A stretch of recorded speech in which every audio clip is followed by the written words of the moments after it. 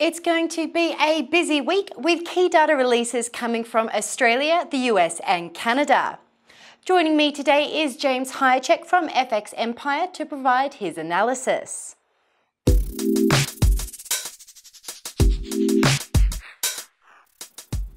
Firstly, James, let's start with Australia, where the RBA meeting minutes will be released. Now, if policymakers shift their tone to a more positive outlook, that's going to provide support for the Aussie dollar.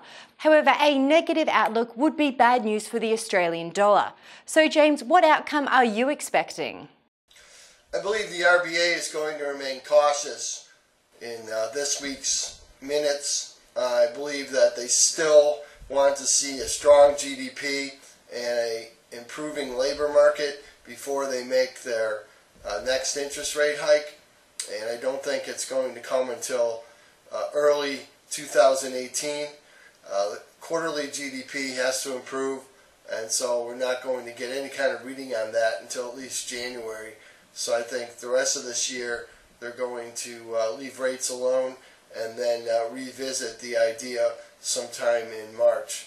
Right now, the numbers just don't back a rate hike, and I don't think they're going to succumb to the pressure of what the market's saying in terms of the value of the Australian dollar, or any pressure from the European Central Bank or the Fed as they continue to move towards tightening their monetary policy.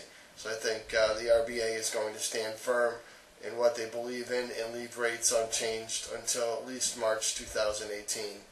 And the US Fed will also be announcing their interest rate decision. The market currently expects no change. Do you agree with this? Now, as far as the Fed's concerned, I don't expect them to raise interest rates. That's been telegraphed for a long time. I think the odds of a rate hike in September are about 1.4%, according to the Fed funds indicator. Also, I don't think they're going to raise in December, although investors are sitting on the fence on that one at about 50%.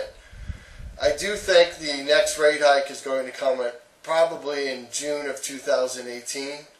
I think the Fed's going to try to calm the markets or tighten a little bit using the trimming process of its balance sheet. That, in effect, is a tightening process, and although it's not as dramatic as a rate hike, it should help to tighten the policy and pull out some of that loose, cheap money that's been floating around. But at this time, the numbers just don't support a rate hike in September or December or even March next year.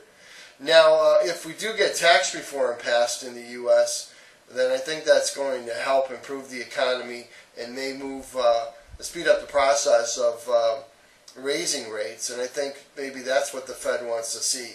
Yellen has been talking about a combination of monetary policy and fiscal policy are working together to drive the economy and help with the Fed's decisions. And so far it's been all about monetary policy. So once we get fiscal policy straightened out here in the United States, that will probably help improve the inflation rate, and it'll move the Fed, the inflation closer to the Fed's 2% target. And Canada's inflation is expected to come in at 1.5%. Do you think the data will meet this, and how do you expect the loonie to react? As far as Bank of Canada is concerned, if inflation comes in as expected, then I expect the market to remain neutral, or we could see some profit taking in the USD CAD because it's dropped so much and it's technically a little bit oversold. So if we do see a stronger than expected inflation rate, then we may see signs of another rate hike coming, and that will push the Canadian dollar lower over the near term. But if it comes in steady as expected at 1.5%, then we're probably going to see a short covering rally, and that'll give investors an opportunity or an excuse to book profits after a steep sell-off. Thanks for joining us today, James. Well, that's all from us here at Dukascopy TV, but be sure to stay tuned for all of the latest updates.